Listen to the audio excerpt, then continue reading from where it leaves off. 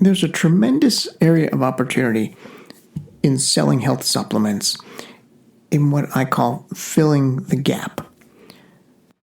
Most direct-to-consumer e-commerce health supplement stores have this wide open gap that they're usually blindsided to. They don't even see it, so they don't even know that they need to fill it. And this gap really makes the difference between selling 500 units a day, 1,000 units a day, to just a handful or a dozen sales for a particular supplement a day. What is this gap, though? Well, that's what we're going to get into in this episode. Welcome to Health Business Mastery, the Creative Thirst podcast. I'm your host, Bobby Hewitt. The gap is the area that nobody is talking about. You could be selling a common supplement that everybody has, but yet no one is talking about it from this perspective, from this angle. That's the gap. Here's an example.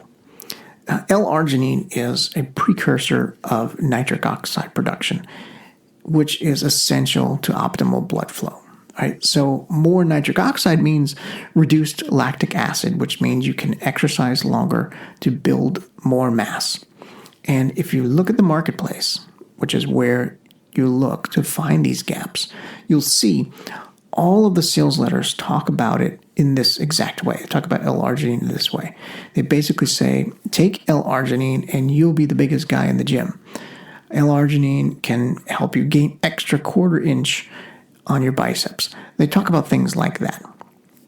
This is where every L-arginine supplement marketer is saying in the market. Now, the gap is in that white space that no one is talking about. It's that new and interesting angle, and it sounds like this. Heart problems? If you're a man over 40, nitric oxide could be the answer you're looking for. See how that comes at it from a completely different angle? Same exact supplement. So prospects are naturally attracted to things that they've never heard before. But how can you find the gaps in your marketplace? Well, we're going to go through a framework in this episode to do just that. All too often, people think that it's the job of the copywriter to find these gaps. Basically, just come up with different angles and hooks. But I think it's the job of the optimizer. Optimization is not just about A/B testing and finding out which test wins and gaining little tweaks and gains in conversion and average order value here and there. It's about understanding the customer fundamentally. And in order to do that, you have to look at the marketplace. What are other people saying? What are other people doing? What do the consumers want? And that's where identifying that gap comes in. Because if you're just saying and doing what your competitors are saying and doing, you're not going to have long-lasting, meaningful results. You might have a quick flash-in-the-pan sales if you're a churn and burn kind of supplement marketer, but that's not really what is good for the market. So identifying these gaps comes down to a very simple framework. And step one of that framework is really identifying the quadrants. So the first step is to break down the market into 4 quadrants. So what I mean by market is what messages already exist for your product or an alternative to your product. For example, a product that treats the same condition. So spend some time thinking through what these different quadrants could be for your situation. This is the most important step to identifying that gap, because it's within the quadrants that you'll find the gap. So it's worth exploring several different combinations before you settle on which 4 quadrants you're going to really look at. And the right set may not be completely obvious at first. You have to think of the quadrants as a different set of lights, right? So each set exposes a different area of the market and it covers different potential when it comes to finding the gaps. So to get started, thinking about quadrants, consider an X and Y axis as complete opposites. So on one side you have levels of pain like chronic, and the other side you have acute pain. Or look at market segments like wellness on one side versus athletic performance on the other side. Or look at health conditions like no condition versus diagnosed condition. Or what I mean by no condition is a condition that is can't be diagnosed, or you don't know the diagnosis yet. You're trying to diagnose it versus you have a diagnosis from a doctor and you're looking for a solution for that diagnosis that is not prescription drugs. So there's lots of room to explore different areas here, and you should take some time to explore several opposites. That's part of the value in this step, is exploring the market across combinations of opposing sides. It lets you see it from different angles and different lights. This opens up your mind to different gaps that you haven't seen before. This step doesn't even require you to look at any of the competition. It really takes a higher level step looking at either the condition, the outcome, the desire that you want to fill, or that your prospect wants to fill. Okay, so once you've done that, once you spend some time thinking about what those quadrants are, it's time to go on to step 2, filling in the quadrants. So in this step is where you want to look at the competitor's sales pages to identify 3 things. You want to identify the hooks that they're using, you want to identify the emotions that they're using to sell, and you want to identify stories that they're using. So let's say you're researching the arthritis market, and one place you can start your research is with book titles on Amazon. And this tells you the type of solutions that people are seeking out. It's there that you'll notice quite a few different diet books, actually, that deal with arthritis. A dietary solution is more for acute pain. So put that at the bottom of your quadrant y-axis if you went with acute versus chronic.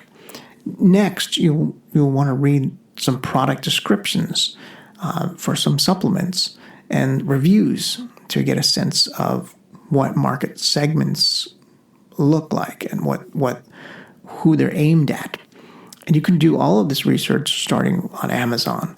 I would then go out beyond Amazon and look at some of your competitors' websites. But after some investigation, you come across the conclusion that something is aimed more towards the wellness side in regard to marketing segment, and you can place that in the appropriate spot in the quadrant. So placing your findings where they sit among your 2 axes is really a subjective task, right? So you may feel that one attribute is closer to the left or more towards the right in a particular quadrant. And that's okay. In this step, it's messy. You're going to have lots of little drawings of 2 quadrants and lots of points that you're going to be putting there and labels. It's really through the process that you're going to find the gap, and that's the messy work, which brings us to the next step. So once you've done that, you want to start plotting out where those supplement marketing messages sit among the quadrants. So you'll be able to identify which parts of those quadrants are really dense, where you put more points, and where the open white space, an unfilled gap, is. So again, going back to an example, coming at this task from a few different times, a few different angles, looking at several different opposing quadrants, different X and Y axes, it lets you see the marketplace from different points of view. And it uncovers the different gaps. So once you think you have it all mapped out, it actually pays to do it again with a different set of quadrants. Now you want to expand on your quadrants. So you want to go from 2 to 4. So on the left side from a horizontal axis, let's say, for example, we stick with the example of high pain, chronic conditions. And on the right side, let's put the opposite, low pain acute conditions. Now you want to add the vertical axis. So at the top, we can put performance market, people who are looking to optimize their self in a more competitive way. Sports market is what I mean by performance. And at the bottom of that, let's say, is the wellness market, right? Completely different markets here. At one side, you have more ego-driven, more beating the competition at the performance level. On the wellness side, you just have someone who just wants to be healthy, right? Two completely different markets. And going back to those three elements we talked about really earlier, you can map a ton of different things on these four quadrants. One fun exercise to map to really see what the sentiment of the market is mapping headlines that direct response companies are using. Again, that fit within those four quadrants, obviously. Some are using secrets, right? And maybe those secrets headlines are more on the performance side, and others are using maybe more living with arthritis. Maybe that's more on the wellness and low acute condition side. So you're kind of seeing what the messaging is from a headline perspective. Or you can do the same exercise and map emotions. What emotions are the different sales pages and competitors using to sell? Or the other one we talked about was stories. What type of stories are they using?